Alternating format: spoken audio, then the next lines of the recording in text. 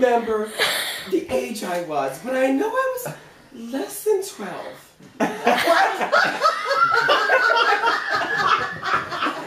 I was probably 8. We lived on 51st Street.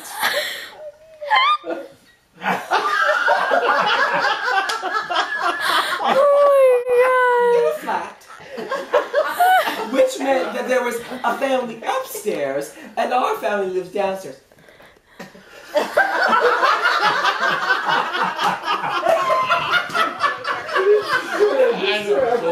people who lived upstairs, their name was Reese. Frank and Rice.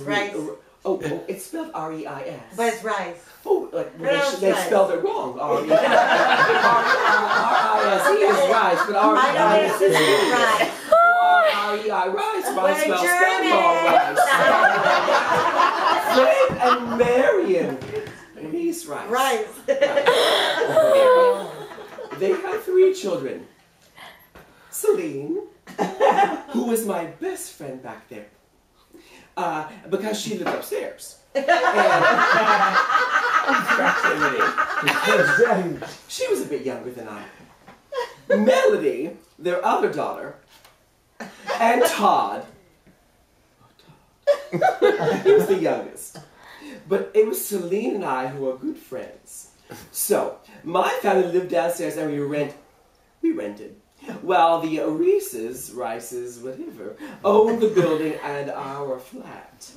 They were our landlords. And so, although we were all good friends, nevertheless, they were our and we rented from them.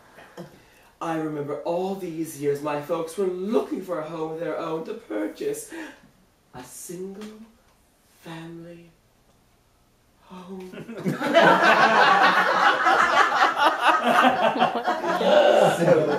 And we were never to talk about it. That's another story. One time I let us live every Sunday. We would all go looking for homes. But my mother didn't want them to let them know because they were our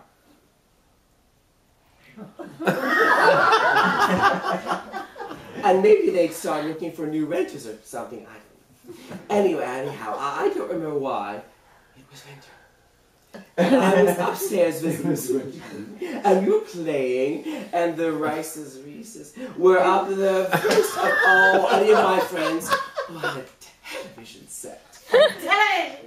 I think that's why I was up there.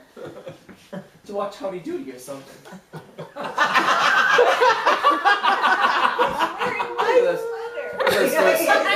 One of those first television shows.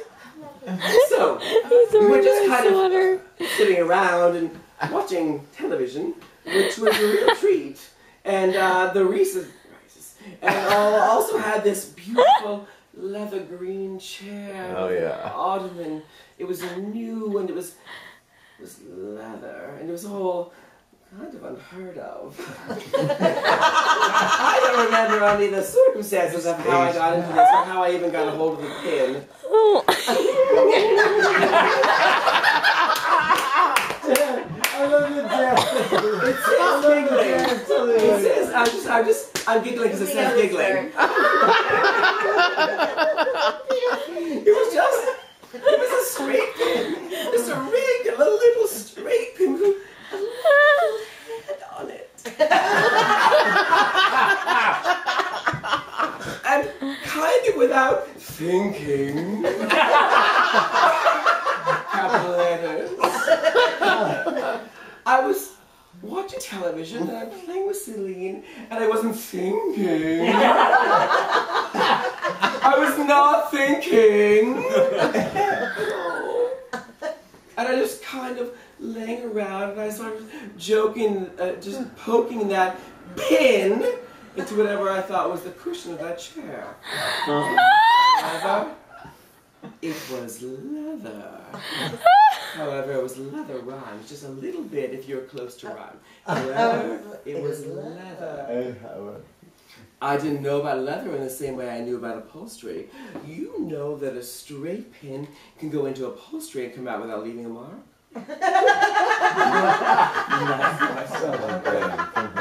But this is rather interesting to me. Every time I poked the pin into leather, it left a tiny hole. And I just couldn't stop. I just had to see all the little holes. I wasn't trying to be mean or naughty or bad, but maybe I thought that the holes would go away. It was a weird thing. I was just doing it. I just couldn't stop. It was just, I was just thinking it.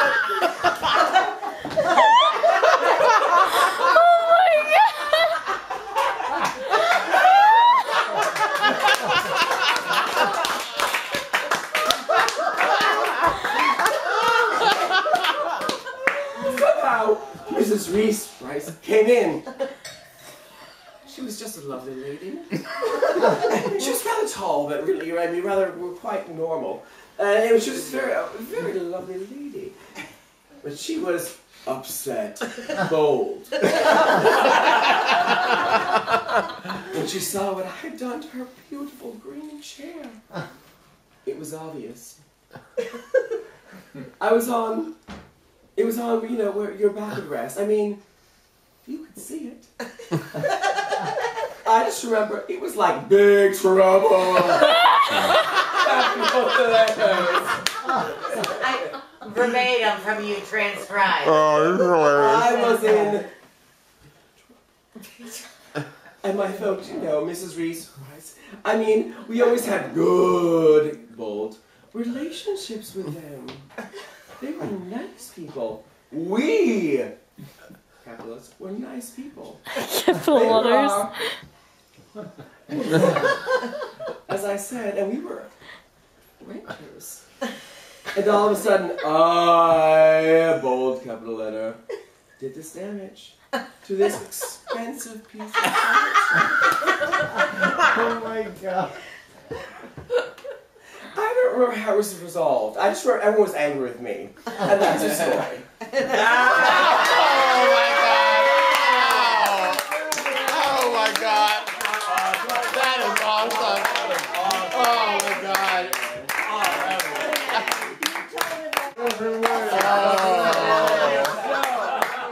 Oh my God! I could hear her.